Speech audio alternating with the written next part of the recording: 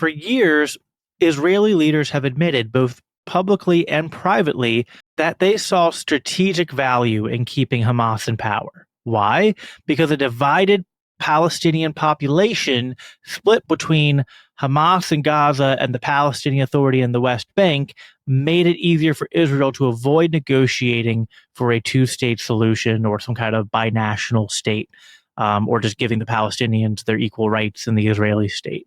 And this is documented Israeli policy. It's not speculation. It kept the Palestinian population fragmented, and it allowed Israel to say, they'd love to negotiate peace, but they just can't. Look who controls Gaza.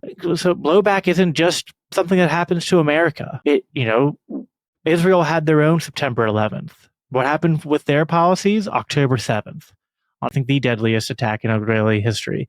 It was horrific. It was evil. But we have to be honest. This is blowback. This is what happens when nations think they can manipulate evil actors for strategic gain and then act surprised when that evil turns against them. You can't solve a problem you refuse to understand. You don't get to skip the part where we ask, how did we get here? What did we contribute to this mess? And what patterns of violence and intervention have created this cycle of blowback, and are we willing to stop it? Because until we're willing to tell the truth about how we got here, every attempted and so-called solution we come up with is just going to repeat the same cycle. Aggression, retaliation, escalation, blowback, and just repeat and repeat. So no, I'm not saying we do nothing in the face of evil, but I am saying before we rush to bomb the next city, arm the next regime, or cheer the next war, let's start with truth.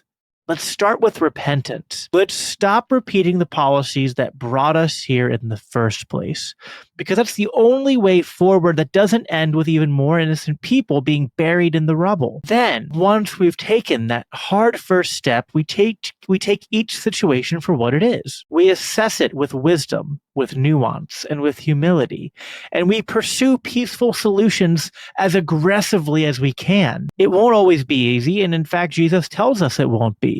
The gate is narrow and the way is hard that leads to life, right? Doing what's right, especially in matters of war and peace and foreign policy and politics, it's rarely the easy path. The gospel never promised us ease. It promised us the truth and salvation. It calls us to love our enemies, to seek peace, to choose the narrow road, even when the broad road feels more satisfying in the moment. But that's where we start.